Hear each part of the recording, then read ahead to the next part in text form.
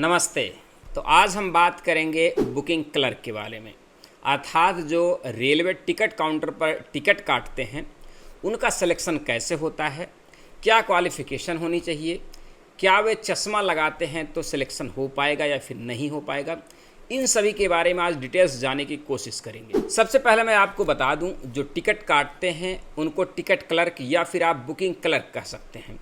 इनकी जो पोस्ट होती है, पोस्ट का नाम होता है जूनियर कमर्शियल कम टिकट क्लर्क। वहीं पर यदि हम वैकेंसी की बात करें तो जो वैकेंसी निकलती है वो आरआरबी के थ्रू निकलती है, अर्थात रेलवे रिक्रूटमेंट बोर्ड के थ्रू यह वैकेंसी निकाली जाती है।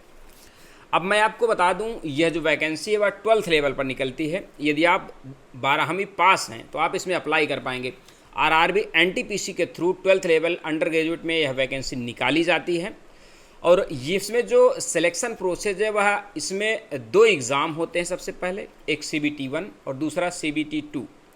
उसके बाद डॉक्यूमेंट्स वेरिफिकेशन होता है। डॉक्यूमेंट्स वेरिफिकेशन के बाद आपका मेडिकल होता है। अब मेडिकल को थोड़ा समझ लेते हैं कि आपका मेडिकल कैसे होगा।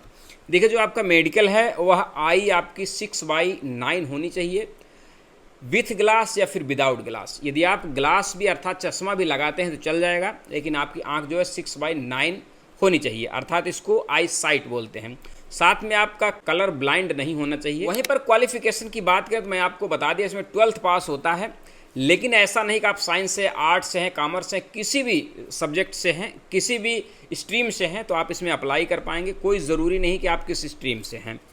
एज जो है वो मैंने आपको बता दिया, 18 से 30 साल होनी चाहिए। OBC को 3 साल एवं SC ST को 5 साल की छूट मिल जाती है। अर्थात OBC के लिए जो एज लिमिट होगी वह 18 से 33 साल और SC ST के लिए जो वह एज लिमिट होगी वह 18 से 35 साल हो जाएगी। अब हम बात कर लेते हैं कि इनकी जिम्मेदारी क्या होती है। आप लोग देखते होंगे जो टिकट पर टिकट काटते हैं, अर्थात इनका टिकट काटना, यात्री को जानकारी देना, वो जो इंक्वायरी काउंटर बना होता है वो भी ये लोग इन्हीं के अंडर में आता है।